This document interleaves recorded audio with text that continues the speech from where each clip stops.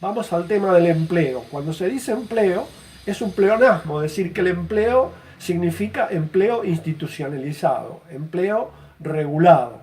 En la historia de la humanidad siempre hubo trabajo, no es igual trabajo que empleo.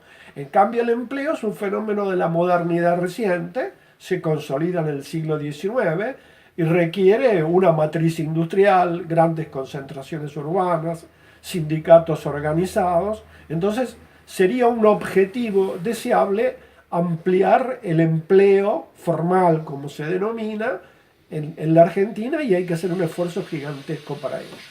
Segundo, para que este objetivo tenga algún andamiento legítimo, socialmente legítimo, y en el marco de instituciones democráticas, yo soy una persona que sigo pensando que es un instrumento muy importante la negociación colectiva. ¿Qué significa la negociación colectiva en los hechos? Argentina tiene 70 años con sus marchas y contramarchas de negociación colectiva, y esta es una institución que tiene muchos enemigos. Pero la negociación colectiva implica reformular una nueva matriz industrial, significa volver a institucionalizar el empleo, como decía en la parte anterior, y significa una cosa muy importantísima y poco señalada, que es un instrumento de participación social y política de los trabajadores, y es un instrumento para producir normas legítimas, coproducidas entre empresarios y trabajadores al marco o en el marco del sistema jurídico y de las políticas estatales. Y el tercer elemento, que también se discute menos y yo quiero subrayarlo, es el tema de la calidad del trabajo. La calidad del trabajo quiere decir, no simplemente en el trabajo hay una relación salarial, con todo lo importante que es la cuestión salarial, pero si no hay condiciones y medio ambiente, y es sobre este tema que está mutando la sociedad con los cambios tecnológicos, con los cambios políticos, con los cambios culturales y con los cambios mentales. Pero lo que quisiera subrayar, si estoy en el tiempo adecuado todavía, es que estas tres cuestiones, ampliar el empleo formal, ampliar la negociación colectiva y ampliar la calidad del trabajo, no son objetivos independientes, no pueden ser objetivos aislados, tienen que ser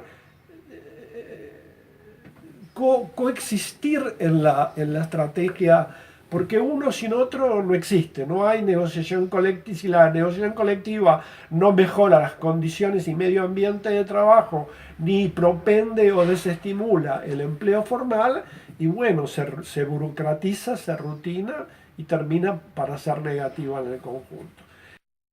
Nuestra participación en el taller sobre el trabajo fundamentalmente nos parece importante porque de alguna manera el trabajo es el fundamento del sustento de la familia, y la producción nacional es la base material de la nación. De alguna manera, en la medida defender puestos de trabajo, defender la producción nacional es defender la vida. Y eso es fundamentalmente lo que nos motiva a participar. Bueno, buenas tardes para todos. Gracias por la oportunidad de dar nuestro concepto sobre cómo impacta o cómo vemos hacia el futuro el mundo del trabajo. En esto hay dos temas que fundamentalmente queremos desarrollar. La primera es que para hablar de trabajo productivo y de generación de riqueza a través del trabajo, tenemos que tener un país que justamente privilegie esto, privilegie la producción, el trabajo y la generación de riqueza a partir del trabajo y de la producción. Lamentablemente en nuestro país desde hace muchísimo tiempo, desde la década del 70, específicamente desde el 24 de marzo del 76, donde se implanta la llamada patria financiera, ejemplificada en ese momento por quien fuera el ministro de Economía, José Alfredo Martínez de Oz, se implanta un sistema donde evidentemente los capitales ganan más dinero en el circuito financiero y en la especulación que en la generación de trabajo productivo. Entonces creemos que como condición necesaria es importante replantearse esto y que el país vuelva a lo que fue en esa década del 70 o previo a esa década del 70, donde la producción y el trabajo era la que generaban la riqueza del país. En otro contexto, también tenemos que decir que algo que va a impactar y impacta ya y va a impactar en el futuro muchísimo sobre el trabajo es la tecnología. Evidentemente, al gremio que yo pertenezco, que es la Unión Obrera Metalúrgica, un gremio de actividad industrial y privada, la tecnología nos impacta fuertemente y nos impacta sobre la pérdida de puestos de trabajo, lo cual no quiere decir que estemos en contra de la tecnología ni que la consideremos mala, al contrario, la tecnología es algo muy bueno y que se tiene que seguir desarrollando y que se tiene que seguir aplicando. Pero hay tres temas en esto, dos que son altamente positivos y uno que hay que resolverlo. Como positivo, tenemos que decir que la tecnología a nosotros nos humaniza el trabajo. En esto se ve claramente que el trabajador tiene que exponer menos su integridad física para desarrollar las tareas que le competen en nuestra actividad. La otra, que el trabajador está prácticamente obligado a capacitarse. Y esto también es muy bueno porque no solamente se le abre su horizonte laboral, sino que también con la capacitación se le abre su horizonte cultural. Sobre el tema anterior, donde hablamos justamente de la importancia de generar puestos de trabajo a partir de evidentemente de la generación de producción y de tareas productivas, lo tenemos que decir porque, como dije anteriormente, uno de los temas que nos resta trabajo. Al restarnos trabajo, vamos a tener un problema. El problema que es, en un mundo donde la población evidentemente viene creciendo y donde la edad promedio del ser humano viene subiendo, vamos a encontrarnos que si se nos resta trabajo vamos a tener un mundo con millones de excluidos. Esto lo tenemos que resolver, a través de los estados, a través de la política, a través de los acuerdos que se puedan lograr. Y esto se puede resolver de dos maneras, en sentido positivo o en sentido negativo. Si lo resolvemos en sentido positivo, seguramente vamos a tener un mundo maravilloso, donde el ser humano seguramente tenga mucho más tiempo para dedicarlo a su vida, que dedicar su vida al trabajo para poder sobrevivir. Si lo hacemos en sentido contrario y simplemente utilizamos la tecnología para acumular riqueza en sectores minoritarios, seguramente vamos a tener un mundo con millones de excluidos que va a ser muy difícil de poder vivir en ese mundo. Entonces, apelamos al criterio de los estados, de la política, somos absolutamente en ese sentido, tenemos un pensamiento positivo, creemos que va a ser una discusión importante, interesante, desde luego conflictiva porque hay conflictos de intereses, pero sabemos que el ser humano tiene la capacidad para resolver esto en sentido positivo y seguramente a través de la tecnología en adelante vamos a tener un mundo mucho mejor del que tenemos actualmente. Muchas gracias. Buenas tardes. Les aclaro que no tengo otras credenciales para hablar de trabajo que haber trabajado buena parte de mi vida y seguir haciéndolo en tareas de las que disfruto. Entonces, les aportaré algunas ideas generales. Empezando por lo que hoy preocupa a muchos. ¿Hay desempleo tecnológico? ¿Existe el riesgo de que las máquinas, la tecnología eliminen puestos de trabajo? Sí. No tanto como exageran los medios. Hay muchas tareas, no necesariamente las más sofisticadas, en educación, en salud, en seguridad pública, en mantenimiento, que falta bastante para que máquinas o aplicaciones puedan hacerlas. Pero es cierto que el desempleo, a causa de los avances de la técnica, existe, siempre ha existido. Ya no hay demanda para conductores de carretas, ni tampoco más reciente, para perfoverificadores. Y aparecen nuevos empleos. acompañantes terapéuticos, programadores, que no existían, por lo menos en la forma actual, hace solo 20 años.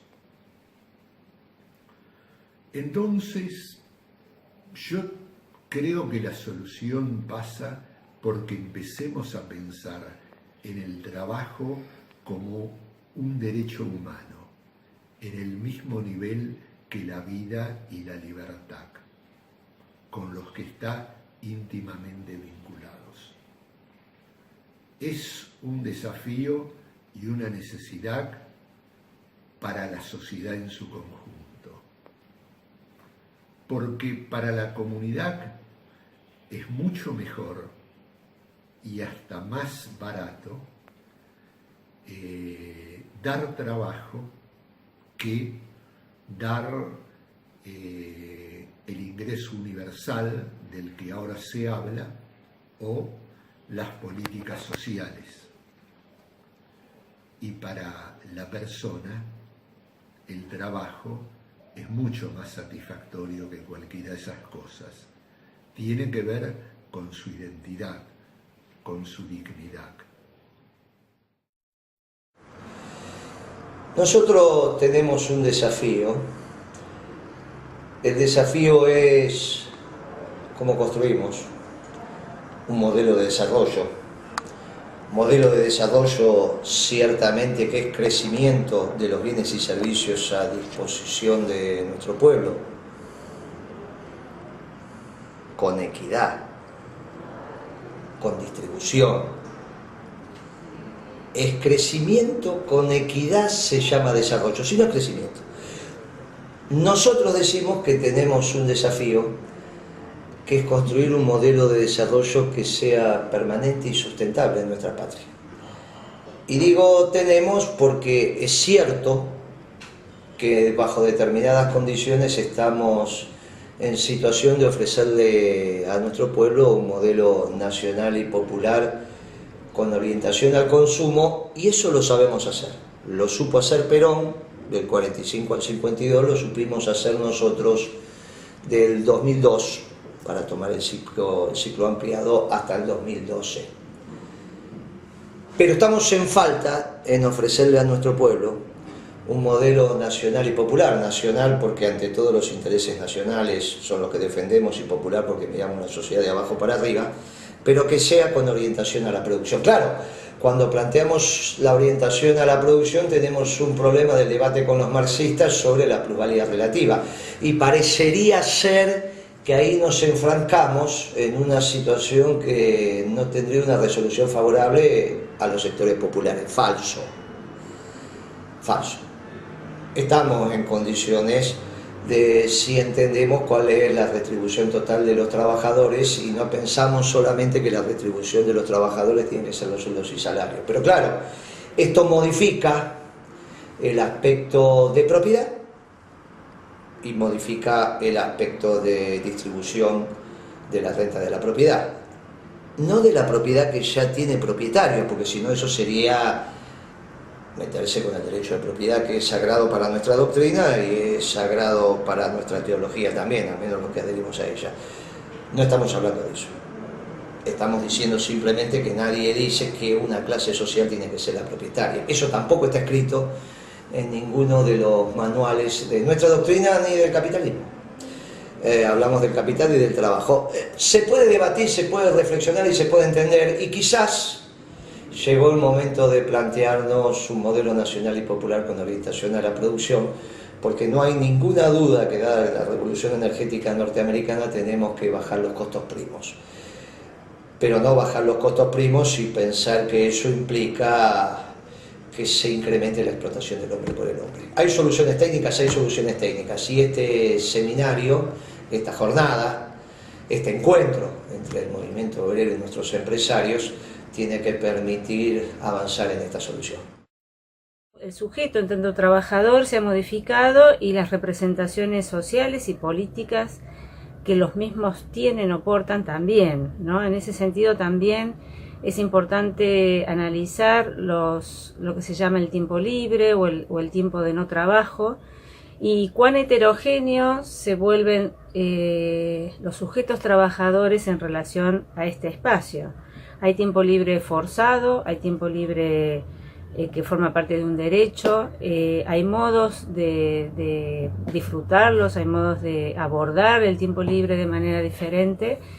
En ese sentido también es importante revisar, estudiar cómo afecta al movimiento obrero, visto en su heterogeneidad, la demanda de una sociedad de consumo cada vez más agresiva, donde seguramente las frustraciones asociadas al no consumo o al limitado consumo de algunas mercancías culturales, simbólicas, económicas, se pueden acceder o no. Así que de repente nos encontramos con un movimiento obrero bastante más heterogéneo de lo que era hace 30 años atrás, demográficamente diferente y simbólicamente distinto. En ese sentido entiendo que es de algún modo deber de las dirigencias sindicales prestar atención a esta heterogeneidad, poder de algún modo incorporar la temática de pensar el mundo de las representaciones sociales, simbólicas y hasta políticas que esta nueva circunstancia o este modo de estar en el mundo posmoderno están implicando al conjunto de los trabajadores. Sabemos también que hay enfermedades asociadas, las llamadas enfermedades profesionales, que se asocian a determinadas actividades. Hay que ampliar este campo de pensamiento porque hay enfermedades o disfuncionalidades sociales que afectan la salud de las personas, de los trabajadores, que también pueden estar asociados a niveles de frustración, de alienación y de estrés vinculados a las nuevas exigencias. Nosotros desde la Confederación de Trabajadores de la Economía Popular venimos planteando que en el capitalismo en su desarrollo lo que viene haciendo es, concentrando la economía, la necesidad de que avance la tecnología para profundizar la competencia entre las grandes empresas, lo cual genera una expulsión permanente de trabajadores que se quedan, por supuesto, sin trabajo formal. La mayoría de los trabajadores que hemos vivido esa situación hemos tenido que reelaborar una estrategia para generar nuestra propia fuente de trabajo, y a partir de la generación de esa fuente de trabajo es que decidimos plantear que una organización gremial de nuevo tipo, sin patrón visible, está de alguna manera expresando una nueva forma de economía basado en un tipo de producción que está más enfocado a la generación de puestos de trabajo que al tema central que expresa este sistema, que es la ganancia. Por lo tanto, es una economía que se desarrolla al servicio de los seres humanos y por lo tanto su tecnología no es una tecnología de punta, sino que es una tecnología que está pensada desde la necesidad de los trabajadores y de los nuevos puestos de trabajo. Nosotros producimos a menor escala, con un menor desarrollo de la tecnología, pero generamos puestos de trabajo que necesitan, porque tampoco podemos entrar en la competencia capitalista, necesitan ser fortalecidos desde el Estado. La creación del salario social complementario es indicador de que el salario que nosotros el ingreso que nosotros que podemos lograr a partir de nuestro trabajo necesita un complemento salarial que permita a la mayoría de los trabajadores de la economía popular llegar a fin de mes. La Organización Internacional del Trabajo, ahora cuando se cumpla su primer siglo de vida, 1919, está convocando una cumbre sobre el futuro del trabajo. La preocupación de todo el mundo de ver cómo esta innovación tecnológica, más los problemas que ya arrastra la propia creación de trabajo, se ponga al tope de la agenda mundial. Si lo logramos o no se logra a nivel de la escala de planetario es otra cuestión, pero por lo menos tal vez el organismo, el primo pobre de Naciones Unidas, que es la OIT y algunos otros organismos, logre despertar toda una discusión alrededor de todo esto. De hecho, para eso nosotros necesitamos tener una discusión y elementos, fundamentos, argumentos para ver por dónde va a ir resolviéndose esa crisis, porque la incorporación de tecnología, en el caso argentino, para mí, desde mi interpretación, tiene dos problemas. El primero es que nosotros tenemos una crisis recurrente, producto de la implementación de las medidas económicas. Todos los que estamos acá conocemos